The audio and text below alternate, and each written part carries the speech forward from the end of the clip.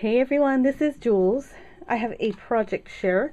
This actually is a project that I made almost 2 weeks ago. Uh, I have been in the middle of doing a project for my niece who's expecting at the end of May. And so I did 150 invitations for her, which I had no clue how big that bite was until I started to chew it and try to swallow it. It was a pretty big project, and I'm very, very pleased with how it came out. I'm very excited. Just shipped it off last night, and she should be getting it soon so that they can get started on the baby shower. So I'm really, really excited about it. But I had to take a break from that to make this. So I had on my last video when I was sharing the tags that I made, that was a Wild Orchid Crafts design team project, and mentioned that I was going to try and get my March design team challenge project out earlier in the month. But because I had that job with the invitations to do, I had this done, but I couldn't do the challenge with you guys until until later on. So I think I'm going to wait until April because we're already at the middle of March, and I don't think that it would be enough time to give you guys to participate. So what I would like to do is I'm just going to share this particular project, and then in April I'm going to try to do the challenge and start it then with some prizes for you guys. Now mainly it'll be prizes for those that participate to win some free stuff from Wild Orchid Crafts. Not just flowers, but they will be a combination of other items that Wild Orchid Crafts carries in their store. So I'll share more details, I guess, then. It'll probably be easier, but I just wanted to let you guys know why I couldn't do this earlier in the month, and that we'll start in April for the challenge, and then have you guys participate with me and being able to win some Wild Orchid Crafts items. That will be some from my stash, some of my favorites, and some new things that come in. I'll try and order 2 of so that I can have it for that, so you guys can participate. And I would love to have, I don't care how many of you guys, whether it be 1, 2 people, or if it be 5, 10 people, I don't care. I want to have you guys participate and show me what you can do with the design team challenge of that month. So for the month of March, design team challenge was to create something in pastels. And so I did that with this project is an altered frame, and I've not altered a frame before ever. And I have quite a few of these from Michael's. These were some that I got that were $1, and they're made out of wood. And so the pastel colors that I decided to go with, of course, are anything that seems like it's Easter themed. Or Easter colored. So pastels are all of your lighter colors, like yellows and light yellows and pinks and light blues and mints and things like that. So I decided to go with the newest release from Prima, which is the Divine collection that Jody Lee designed. From Wild Orchid Crafts, I used their flowers. I used their new wood embellishments, which this little bird is. I used seam binding. Their lace, which is one of the cotton ones. It looks like a crochet lace right here. And their new fabric flowers, the little daisies. These are so cute. I really like these. And that is, oh, and some twine, the yellow twine that's back here.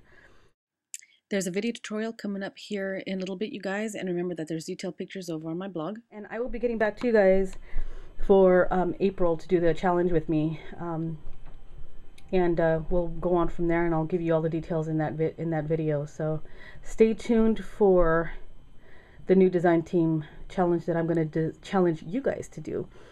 All right, you guys, thanks so much for watching, and we'll talk to you later. Jule signing out of the Jule box for Wild Orchid Crafts. Bye, everyone. So this is the naked frame that's from Michael's, and that's the little insert that comes with it. So I'm going to set it aside because I am going to use it and recycle it. So I'm just going to flip through the book here and see what papers I want to use for the frame. And I'm just going to cover the frame with the paper itself. So I'm just flipping through kind of to show you too what's up in there. And you can see the different designs and colors. Totally pastel, all up in this paper. Beautiful images too. So here's the one that I am going to put on the frame itself. So I'm just going to go ahead with a one of my pencils and trace the outside, and then I'll do the inside in a segundo. I like to use the mechanical pencils because the tip is super fine, very, very thin. You can get real close to the edges of whatever it is that you're outlining. So I tend to use my mechanical pencil pretty much for everything when I'm doing something like this. I'm just going to cut it out, and I realized that it was a little bit bigger than a frame, so I probably should have cut like on the inside of the outline, but it's okay. So here are my new Prima tools. Oh my god, I love how it feels in your hand, the handle of everything. I love it. I wish the little mat was a little bit bigger, but it worked just fine for small little things like this. So I'm just going to cut that out and work on the paper. Very simple to cut this thing out, and we have a self-healing mat. It's a lot better. So what I did first is paint the frame in an antique white, which is a warmer white, but then I changed my mind and went ahead with all white gesso, just because I wanted the stark white of it, and I didn't want it toned down at all. So this is from Crafter's Workshop. It is, I think it's a poem or script type of a mask. So I'm using my Martha Stewart textured white effect for just one part of the sentence that I'm going to put up at the top here. And I'm sorry, I'm a little out of frame. I didn't realize it. So, but I'll show you in a little bit what it looks like after I'm done. So I did Come Together in Beauty at the top. And then here at this little corner, I'm just going to use the word beauty just for the bottom. I just wanted a little bit of texture on there. I wanted something soft too. So this is in real time. I'm just going to pull this up to the camera so you guys can see the texture. It's a little chunky, has some little sandy, kind of a sand texture to it, but it's makes it look nice and whimsical and soft and stuff.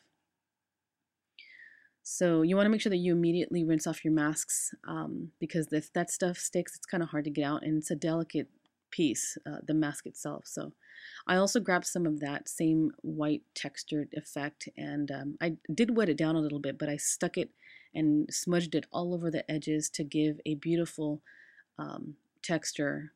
I really loved it, and it has the same kind of consistency sort of as Snow Tex does.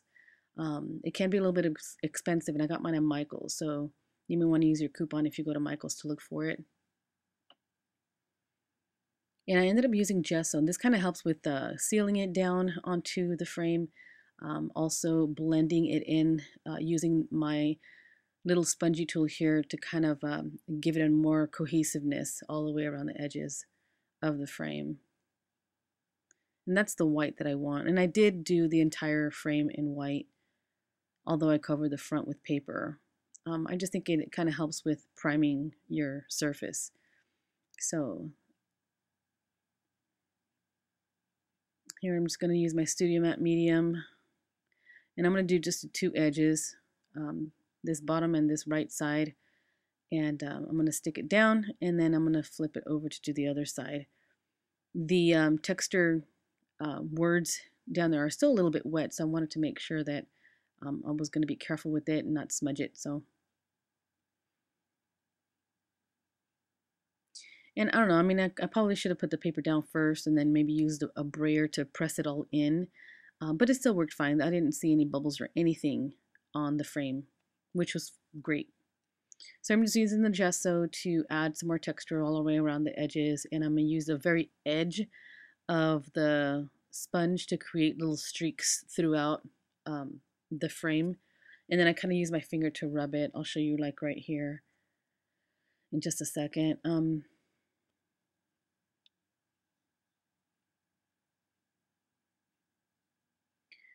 Right there, I did some streaks up on the left, and just use my finger to kind of do a sort of a whitewash and just a little streakiness. And this is my Cherry Lynn die. It's called Fanciful Flourish, and it's one of my favorites. I have another one, but I use this one a lot. Cut it out of green cardstock, and using glossy accents, I'm just sticking it all. Well, I'm sticking the main parts down, and then I'll go in and tuck in little areas that can be tucked down.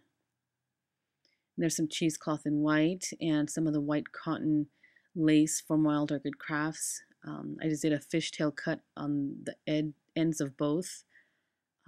Did a little bit of a fold there on the top. And that was just so that I can kind of angle it the way that I did. And this is one of the Prima sprays. I think this is from the Engraver collection. This little pack, they have a different sprays now. So they have packs of like 3 little sprays, and they're little miniature ones. So there's 3 sprays per pack. And I'm using some of Wild Orchid Crafts little peach closed rosebuds. And I'm just tucking them in along the sides and stuff so that I can make it look like they're starting to grow out or bud from that spray. And kind of adding that color because it's beige and a light brown, like a mocha brown, which is in the paper itself, but I wanted to add some peaches because I wanted to pull in that color from the paper as well. Here's my two-tone gardenia, putting together 2 different colors of the large gardenia and just layering it and placing some other matching flowers up along that corner there. Those fabric daisies are so cool. I really enjoyed playing with those. Love the look. And I love the daisies, the chrysanthemum daisies that they have. Well, they're not chrysanthemum daisies, but they're called chrysanthemums, but they look like daisies that they have. They're flat paper flowers. This one is a smaller version of a daisy, so it just helps for smaller projects.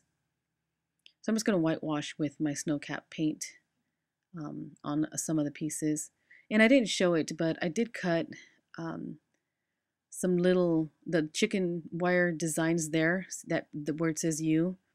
I did cut 3 of those sections out for to spell that word you, and up at the top I did love. So I kind of used the chicken wire, cut it out, and I use it as sort of a banner, or where I can, stamp my sentiment. And that is a Stampendous alphabet stamp set that I've had forever. And I hadn't used it yet, but the font was just beautiful, and I wanted to use it for this project. So